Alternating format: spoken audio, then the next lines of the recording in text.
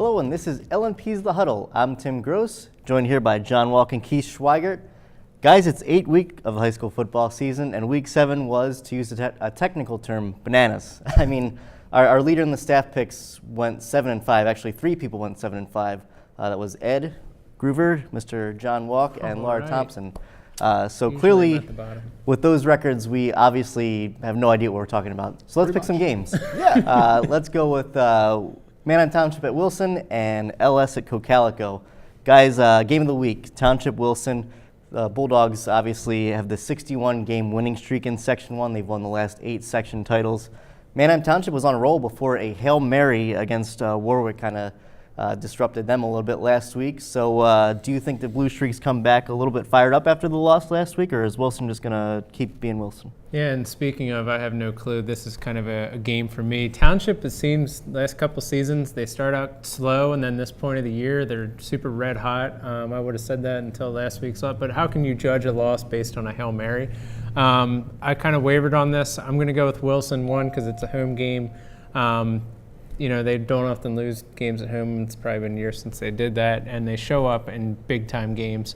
But I guess kind of to make my point even stronger, went back and looked at their common opponents that they have this season in Central Dauphin, Governor Mifflin, McCaskey, and Warwick. Against those 4 opponents, Manheim Township was outscored a combined 92-97. Wilson, against those same 4 opponents, outscored them 131-23. So I'm taking the Bulldogs. Yeah, I think that's a pretty safe pick. And, coming into the season, I thought if there was a year where Wilson could finally got, this would be the year. And I thought Township would be the team to do it because they had the most, on paper at least, coming back. I don't think any of us saw Warwick coming, including Manheim Township last week, obviously. But, I'm surprised that Township lost that game, obviously. It took a little bit of the luster off of this, but it's still going to be a good matchup. But it's Wilson. I can't see a team going in there and beating them at home. Township, they're the last team to beat Wilson. That was all the way back in 2007. Did they even have iPhones and stuff back then? We're talking freshman in college. I know, so. It's been a long time ago, and that game was played in a downpour, and I remember putting out the paper the next day, and no one really thought it was that big of a deal at the time. Here we are 9 years and 61 section games later, and Wilson's hasn't been beat yet. I don't think this is going to be the week. I just think Wilson has that aura about them. I think Township will give them a game. I think it's going to be close, but ultimately you can't pick against the Bulldogs here. Yeah, I agree with you guys. I think Township has a chance, and like you said, on paper they have enough where they could get this done, but until someone does it, I think you have to kind of just stick with Wilson. Yeah. So moving on to Section 2, LS and Cocalico. They're both looking to maintain their footing in the district playoff races. LS bounced back from a loss 2 weeks ago. They held off Elizabethtown 31-30. Cocalico is 4-0 in this section, and they've really been on a roll the last few weeks. You guys think that continues? Yeah, I do, and here's why. LampeterStrasburg, if you go back and look at their schedule against 2 really good running teams in Manheim Central and Cocalico, they got pounded on the ground.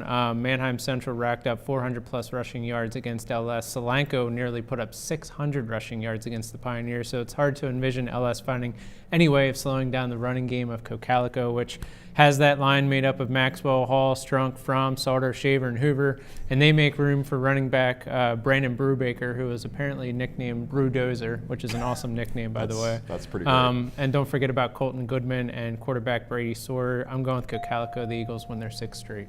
Yeah, I think it's all about momentum at this point for Cocalico. As you pointed out, Tim, they've been on a roll lately.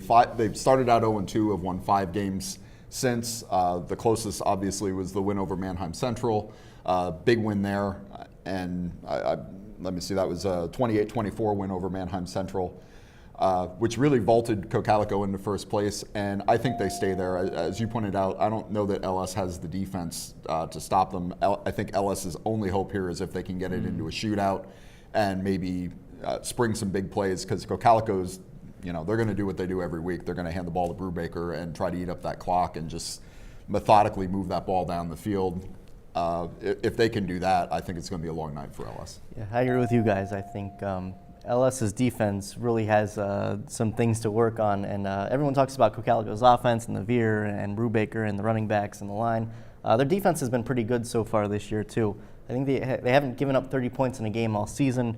LS has given up 30 points or more in 3 of the last 4 games, so it's not a really favorable matchup for the Pioneers, and I expect Cocalico to take advantage of that.